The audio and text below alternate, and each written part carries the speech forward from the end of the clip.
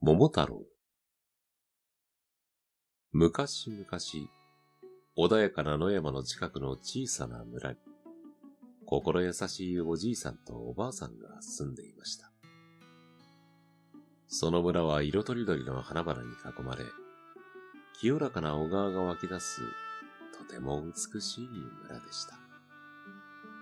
おじいさんとおばあさんは貧しい暮らしをしていましたが、二人はとても仲睦まじく、優しい心で助け合って暮らしていました。そんなある日、おじいさんはいつものようにおばあさんに言いました。どれ、ちょっくら山へ入ってくるよ。おばあさんは微笑んで言いました。どうぞ気をつけてな。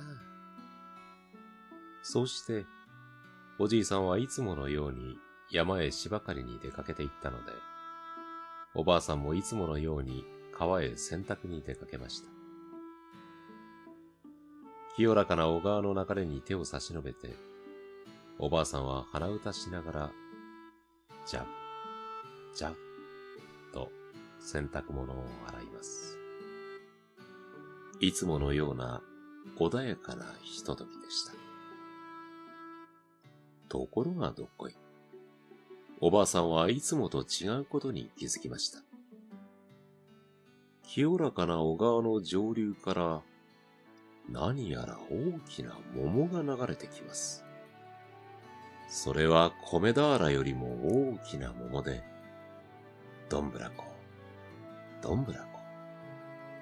小川のせせらぎをゆっくり流れて、おばあさんの前までやってきました。おばあさんはびっくりしましたが、すぐに微笑んでつぶやきました。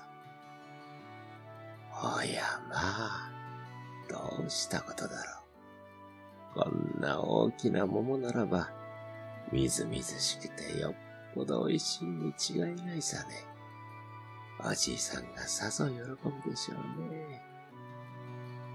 優しいおじいさんが喜んでほっぺたを赤くする様子を目に浮かべながら、おばあさんはその桃をよっこらせと持ち上げて、洗濯物と一緒に背負って帰りました。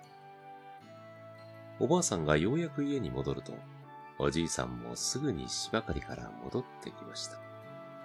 おじいさんや、この大きな桃を見てごらんなさいよ。おりゃまあ、こりゃ立派な桃じゃな。こいつはきっと美味しいことだろう。おじいさんとおばあさんは早速包丁を取り出して、その大きな桃を切ろうとしましたが、不意に大きな桃がゴロゴロ揺れたかと思うと、二人があっと思う間もなく、大きな桃はパカッとてっぺんから二つに割れて、その中から丸々と太った立派な男の赤ちゃんが勢いよく飛び出しました。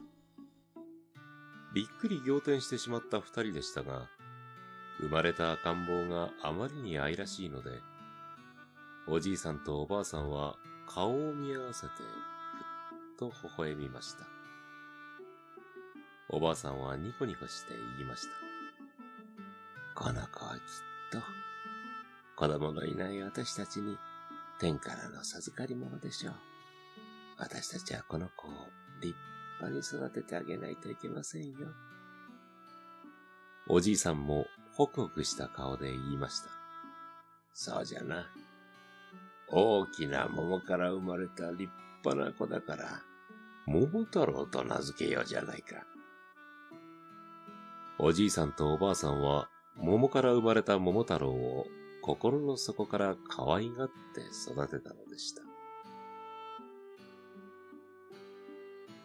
時が経ち、もりもり食べてぐんぐん大きくなった桃太郎は立派な少年に成長しました。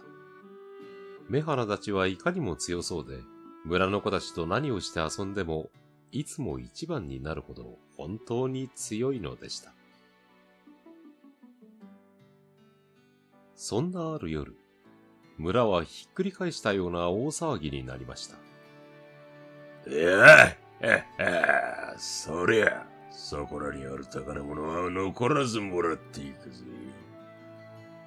夜中にいきなり鬼たちが家という家を襲っては、米や布地や宝物をみんな盗んでいってしまったのです。朝になって、村の人たちがみんな悲しんで泣いているのを見た心優しい桃太郎はおじいさんに尋ねました。おじいさん、どうすればみんなの宝物を取り返せるんだろう。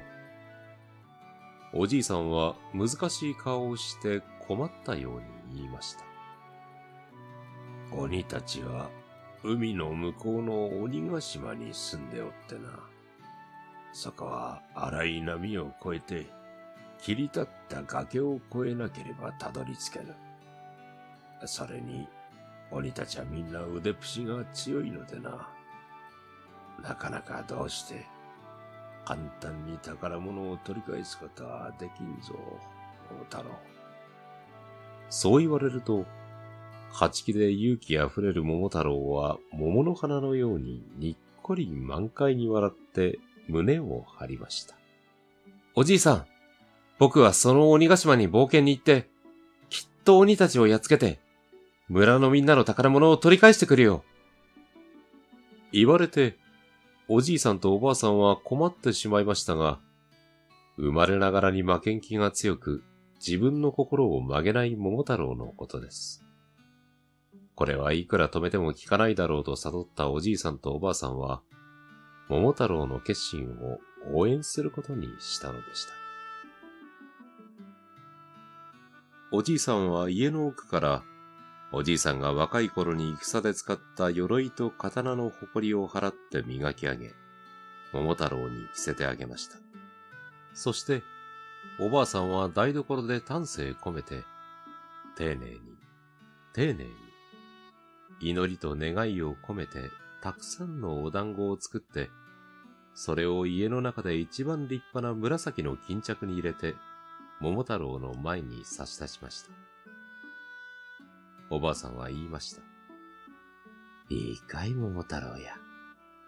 これはこの村に生まれた勇気のある若者が戦に出るときに、先祖代々手渡してきたきびだんごじゃ。この村に伝わるきびだんごはな、清らかな小川、豊かな山や花畑の力を授かった天下一品のきびだんご。一口食べればどこのどんな薬よりも力がもりもり湧いてくる。おいしいおいしいきびだんごじゃ。これを持っていけば、きっと途中で倒れることなく、いい仲間の恵みに助けられて、きっと鬼をやっつけて、笑顔で帰ってくることができるじゃろう。さあ、持っておいき。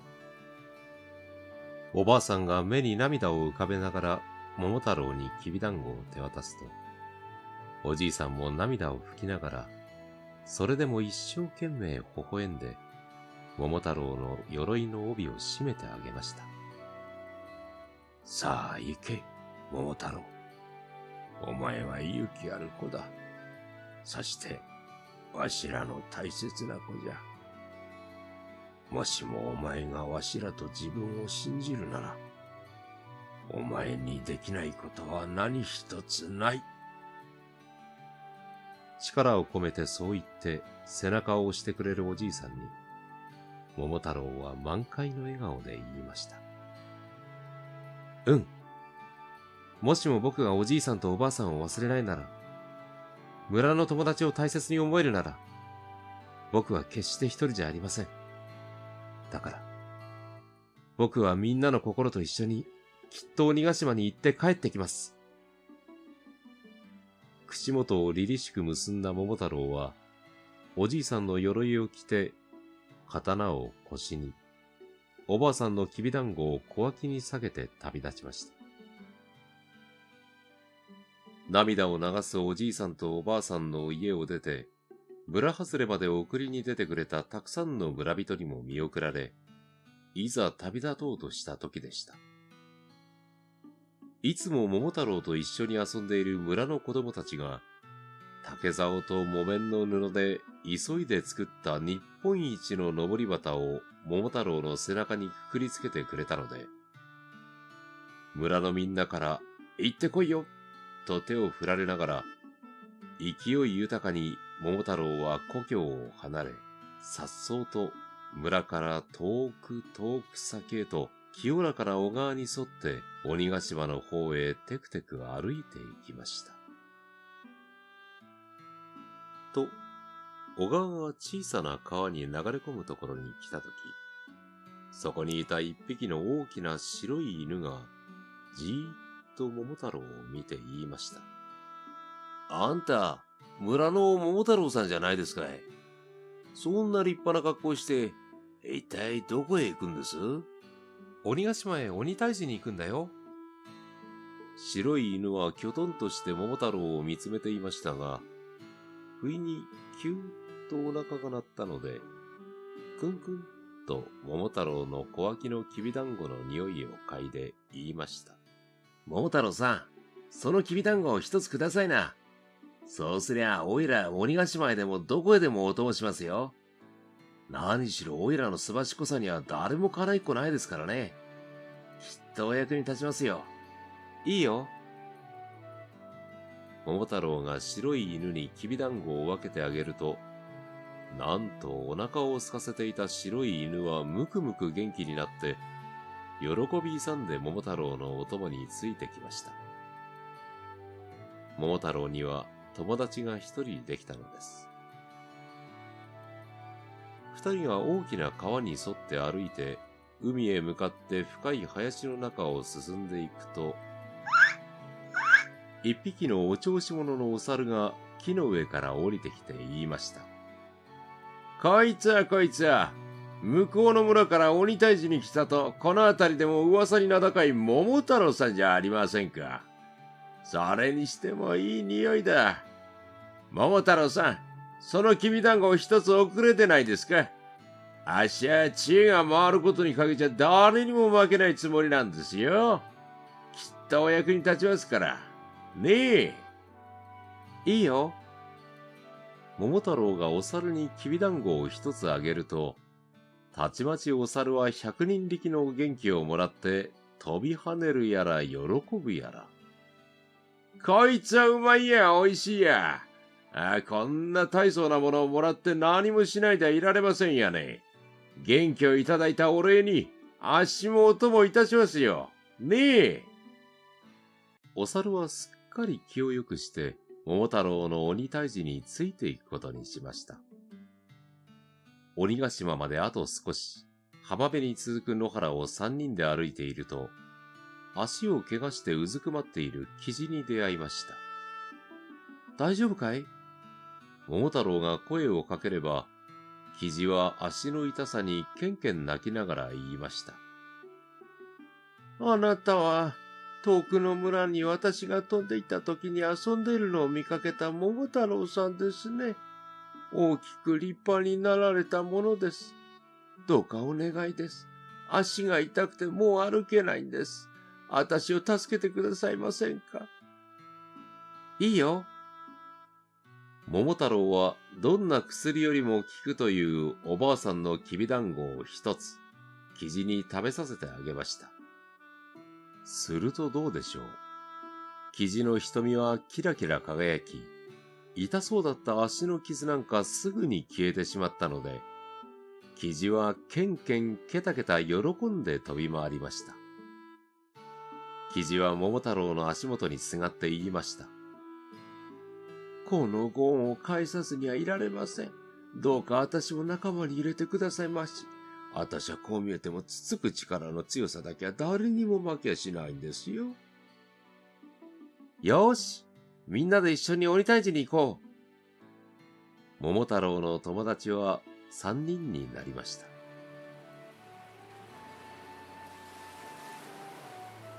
とうとう、桃太郎と3人の友達は鬼ヶ島の見える浜辺に着きました。あれが鬼ヶ島か。お猿が少し怯えるような声で言いました。あっしゃ、ちょっくら怖いな。そう言って、お猿は白い犬の後ろに隠れてしまいます。白い犬は言いました。何を言うんだい。おいらたちは100人力のきびだんごを食べたんだい。絶対に鬼やなんかに負けるもんかよ。それにな、おいらたちが負けるのは悪い奴らが正しいってこと。おいらたちが勝つなら優しい奴らが正しいってことだ。それを聞いて、怯えていたお猿もやっと勇気を取り戻しました。よし、行くぞ。桃太郎の掛け声で、みんなは浜に打ち捨てられていた小舟に乗って、いざ鬼ヶ島へと漕ぎ出して、荒い波の立つ海にも負けず、島にたどり着きました。おじいさんの言っていた切り立った崖も、知恵の回るお猿の考えで、先にキジが崖の上に縄の先をくわえて飛んで上がり、みんなはそれをよじ登って乗り越えました。みんなが崖を登り切ったその時、島の奥がにわかに騒がしくなり、長い髪を振り乱し、赤くて鋭い顔をした大きな鬼たちが一斉に姿を現しました。なんじゃお前たちは。地響きのような大きな声で鬼が叫んでも、桃太郎の勇気は変わりません。大将はどこだ。桃太郎は少しも臆病にならずに立派に言いました。肝っ玉だけは見上げた小僧どもだ。俺が鬼の大将だが、俺様に何度も言うかな。他の鬼よりも一回りも大きい恐ろしい顔の赤鬼が桃太郎を睨みつけます。桃太郎はすかさず言いました。村の人たちの宝物を返しなさい。そうしないとお前たちをやっつけてやる。鬼の大将はははんと鼻を上げて見下すように言いました。いい格好するんじゃねえ、小僧。悪いふりするな、赤鬼。睨み合っていた二人でしたが、鬼の大将がとても重そうな金棒を振り上げると、周りの鬼たちは、うおーとみんな桃太郎たちに襲いかかってきました。行くぞ。おう。みんなは大地をしっかり踏みしめて、4人が一つになって鬼たちに立ち向かいました。こっちだぜ。おっと、こっちだぜ。すばしっこいと自慢していた白い犬が、あちらへこちらへ跳ね回り、方々から鬼たちのすねやお尻に噛みついて回りました。いてててて、いててて、あいててててて。ちょっくらごめんよ。今度はこっちで。鬼たちがひるんだ様子を目ざとく察して、知恵が回るのが自慢のお猿が、鬼たちの頭から頭へぴょんぴょん跳ねて飛びかかり、ほっぺたやおでこをくすぐるので、払い落とそうとした鬼たちは、金棒で自分の頭をひっぱたくやら、ひっかくやら。こいつはたまらん。ちゃかざいな。次は私の出番です。覚悟をし。つっつく力が自慢の生地があっちへ飛んでこっちへ飛んで、鬼たちの首筋や目をつついて回り、鬼たちはかゆがるやら転げ回るやら痛がるやら。みんなの力を合わせた戦いに鬼たちはすっかり参ってしまいました。やってくれおったな小僧ども。俺が相手だ。かかってこい。鬼の大将が金棒を振り上げ振り回し、桃太郎をめがけて突進してきます。そこだ。桃太郎は寸前のところで鬼の大将の金棒をかいくぐり、おじいさんの刀で大将のすねをえいっと叩き伏せてしまいました。こいつはやられた。すねが痛くて立てやしねえ。鬼の大将がうずくまったところで、桃太郎は飛び上がって刀を振り下ろそうとしましたが、ふとためらって刀を下げて鬼の目の前に立ちふさがりました。鬼の大将は不思議そうな目をして、痛いすねを右手でさそりながら桃太郎に声をかけました。おい小僧、どうしてとどめを刺さねえんだい。桃太郎は眉をキュッと結んで強く言いました。宝物を返すなら、僕はもうお前たちを痛めつけなんかしないよ。どうだ？鬼の大将も、周りの傷ついた鬼たちも、桃太郎の言葉にすっかり静かになってしまいました。犬、お猿、キジも戦いをやめて、桃太郎のそばに構えていると、鬼の大将はふっと小さく微笑み、今まで聞いたことがないような優しい調子で言いました。お前さん、なかなか見どころのある。いや、立派な小僧だ。俺たちはこんなに傷ついちまって、もう戦うことはできねえ。構うことはねえ。俺たちはみんな殺して、宝物を持って帰るがいいさ。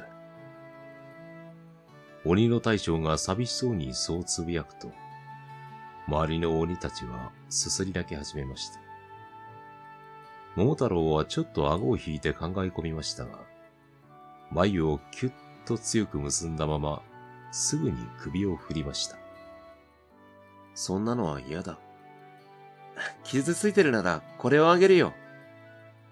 そう言うと、桃太郎は100人力のきびだんごを残らずすべて鬼たちに食べさせてあげました。もりもり元気を取り戻した鬼たちでしたが、もう金棒を持って戦うことはしませんでした。鬼の大将はすっかり優しい顔をして言いました。おめえはいい子だ。立派な小僧だ。降参するよ。俺たちが盗んだ宝物も米も布地もみんな持って帰ってくれ。俺たちはもうきっと悪いことはしないからな。桃太郎はやっと満開の笑顔になって胸を張りました。いいよ。朝日が昇ると、桃太郎と白い犬、お猿、キジは友達みんなで、元来た小舟より大きな鬼の船に乗り、行ってこいよと鬼たちに手を振られながら、鬼ヶ島を離れ、清らかな小川に沿って、宝物や米や布地をみんな荷車に積んで、元来た村へ帰っていきました。桃太郎が帰ってきたぞー！村の見張りが大きな声を上げると、心配していたおじいさんとおばあさんは腰が痛いのも忘れて、村外れまでえっちらおっちら歩いていき、力いっぱい桃太郎を抱きしめました。よく戻った。立派に宝物を取り返して。よく戻ったな、桃太郎。偉い子じゃ。立派な子じゃ。日本一の桃太郎じゃ。おじいさんはそう言って、いつまでもいつまでも桃太郎を抱きしめて離しませんでした。僕がおじいさんとおばあさんを忘れなかったから、村の友達を大切に思い続けたから、僕はこうしてみんなで帰ってくることができたんだよ。そう言って、桃太郎は満開の桃の花の笑顔になりました。それから後、桃太郎は白い犬、お猿、キジも家族に迎えて、おじいさんやおばあさん、村のみんなと、いつまでも幸せに暮らしたのでした。めでたしめでたし。このお話の相手は、長谷川貫之でした。ありがとう。